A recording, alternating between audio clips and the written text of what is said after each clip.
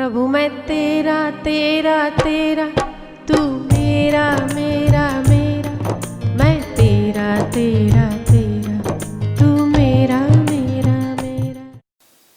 जो आंतरिक सुख और आंतरिक खुशी यहाँ मिलती है ना, वो हज़ारों सुविधाओं से ऊपर है।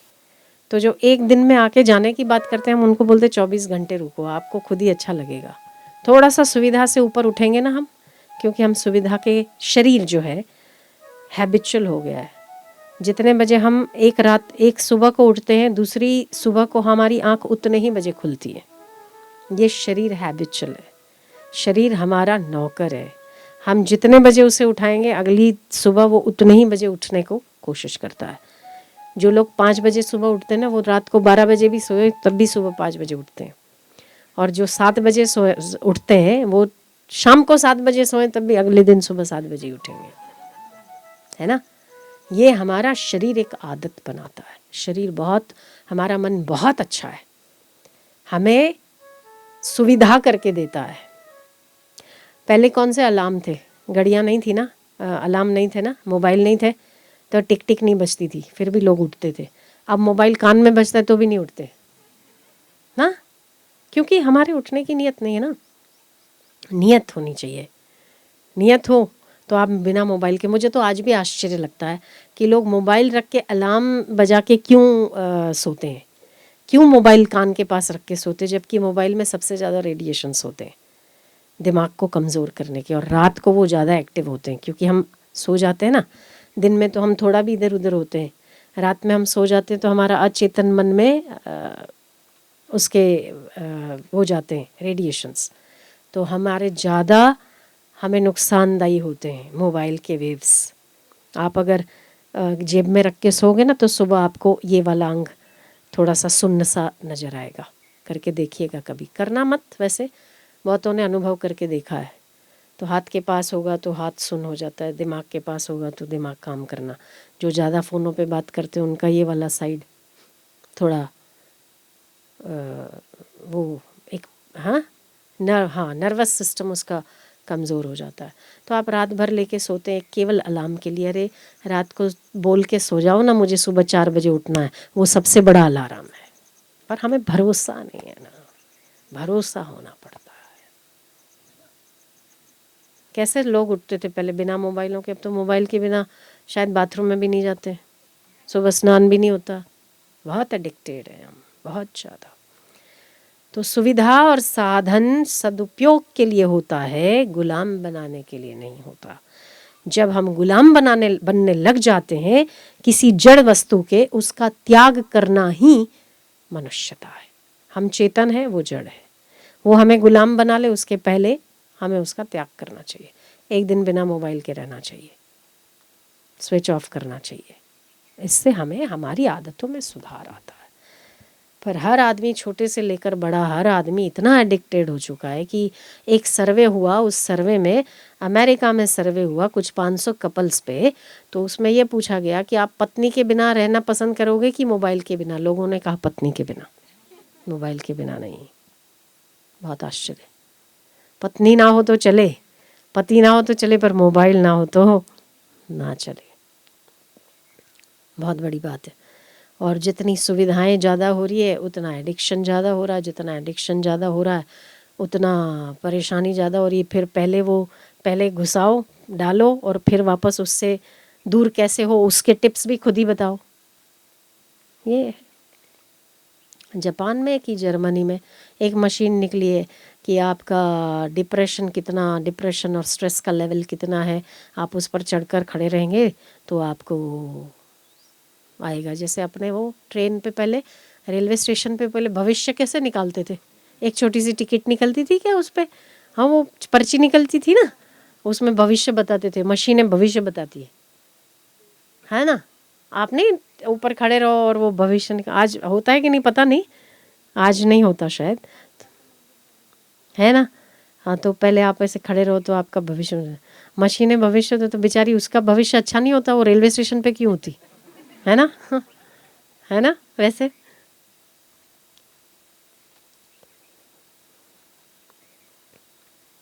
तो वहाँ पर वो स्ट्रेस, आपका स्ट्रेस का लेवल नापते हैं और फिर उसमें उपाय बताते हैं कि आपको 50 तक की गिनती यहीं पर खड़े रह के करनी है, आपका स्ट्रेस लेवल डाउन हो जाएगा। मैंने कहा हम यहाँ मुफ्त में श्वासोश्वास की गिनती कराते तो कदर नहीं है किसी को, हाँ है क्या नहीं। और उतना वो केवल आपका स्ट्रेस लेवल देखने के लिए 2,000 रुपये, उसके ऊपर खड़े रहो, 1 मिनट में वो पर्ची आ जाती है और उसमें उपाय नीचे लिखे होंगे। 50 तक की गिनती करो और या तो कोई अकेली ऐसी कोई जगह पे जाके ऐसा ज़ोर से चिल्लाओ, सब स्ट्रेस बाहर। अच्छा आइडिया है, आइडिया अच्छा है। गला दुखाओ और स्ट्रेस सारा बाहर।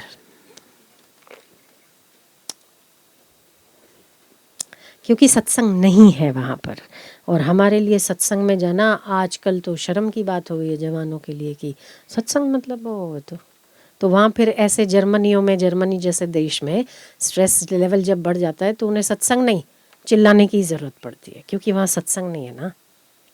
क्या? क्योंकि वहाँ भगवान नाम जप करके हम चिल्लाने से मतलब जो जप करके हम गाते हैं या ताली बजाते हैं, वहाँ पे हम स्ट्रेस लेवल नहीं निकाल सकते।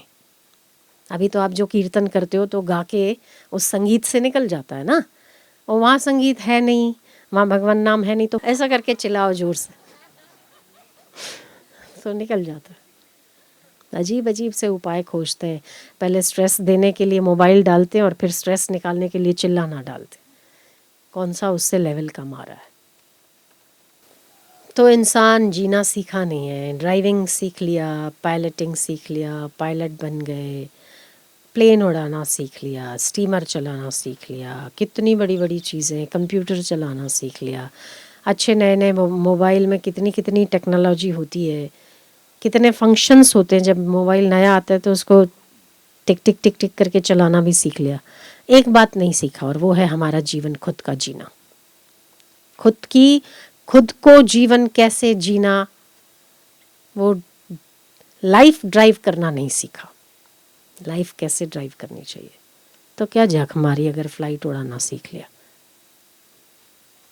नानक का बेटा श्रीचंद, उसने कहीं से कोई सिद्धि पाली, तो कोई नदी पार करनी थी, शाम को संध्या का समय 7 बजे नाव बंद हो जाती है, तो 7:05 में पहुँचे और नाव ने अभी वो खोला था, अपना लंगर खोला, और थोड़ी सी दूर गई होगी तो श्रीचंद ने कहा कि ये नाविक, नाव वापस ले आना। बोले आखिरी फेरा है, आखिरी फेरा था, अब इसके बाद नाव नहीं जाती।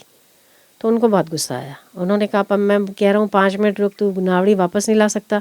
बोले वैसे ही बहुत देर हो चुकी है और वहाँ सामने गांव में बहुत अंधेरा है और आज अंधेरी रातें चल रही है, मैं वापस नहीं आता। और 2-3 बार चिल्लाया तो उनको बहुत गुस्सा आया तो उन्होंने अपनी वो जो सिद्धि थी उससे वो नदी पार पट पट पट पट पट पट पट पट नावड़ी से पहले पहुँच गए। नदी पे पैर रख के, मतलब डूबे नहीं, पानी पे चल के पहुँचे। तो नाविक को लगा कि मैंने बहुत गलत कर दिया कि ऐसे सिद्ध महापुरुष हैं और मैंने उनको मना कर दिया, तो लंबा हो गया। महाराज जी गलती हो गई, जब जिस वक्त आधी रात को भी कहोगे ना मैं आपको ले जाऊंगा। घर गए तो उन्होंने अपने पिताजी से बात की, नानक जी से, और कहा कि पिताजी आज तो मैंने ऐसा किया। कैसा किया? तूने कैसा किया? बोले आज तो मैं ना, वो बिल्कुल निकम्मा आदमी था नाविक, और वो मुझे लेने के लिए वापस नहीं आया तो मैंने ऐसे अपनी सिद्धि से पानी पर चल कर आ गया। तो नानक ने बोला तो कौन सी बड़ी बात करी, 2 टक्के का काम किया तूने। नावड़ी में बैठता तो 2 पैसा देता, तूने 2 पैसे से ज़्यादा कौन सा काम किया।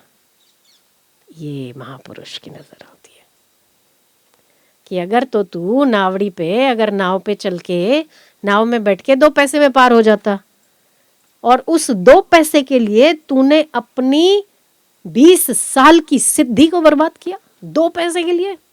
कैसा मूर्ख आदमी है तू। बात तो ठीक है, आपने जो सिद्धि हासिल की उसको 20 साल लगाए सिद्धि हासिल करने के लिए, और वो केवल 2 पैसे के लिए, जहाँ 2 पैसे का काम होना था वहाँ तुमने इतनी बड़ी सिद्धि बर्बाद कर दी, ये दिखाने के लिए कि तुम मुझे क्यों नहीं लेके गए, देखो मैं ऐसे आ सकता हूँ, दिखाने के लिए। क्या बड़ी बात हो गई। तो तेरे से तो वो नाविक अच्छा है, जो 2 पैसे का काम 2 पैसे में ही कर रहा है। तूने उसके सामने 2 पैसे के आदमी को दिखाने के लिए तूने अपनी 20 साल की कमाई तो तूने डाल दी ना। कौन सा बुद्धिमान हुआ तू? श्रीचंद को गलती का एहसास होता है। तो हम भी ऐसा ही करते हैं। हम कुछ समय हम जो ध्यान भजन करते हैं, जो हम सेवा करते हैं, या जो हम सत्संग का श्रवण करते हैं, उसके फलस्वरूप हमें संसार में थोड़ा बहुत अच्छा मिलता है। पर फिर उसमें इतना उलझ जाते हैं कि हमने वो वाली कमाई संसार को फोकस करने के लिए लगा दी, संसार की कुछ उपलब्धि पाने के लिए लगा दी। तो हमने क्या बड़ी बात कर ली? कौन सी बड़ी बात कर ली? फिर जो हमारी पुण्याई खत्म होती तो हम फिर डाउन आ जाते हैं, फिर वहीं के वहीं, फिर 0 से शुरू करो। तो ये जीवन ऐसे ही बिगाड़ने के लिए, गंवाने के लिए नहीं होता है। जीवन बहुत कीमती है, बहुत ही संभाल के चलने लायक है। अब की बिगड़ी, अब की बिछड़ी कब मिलेगी, जाए पड़ेगी दूर।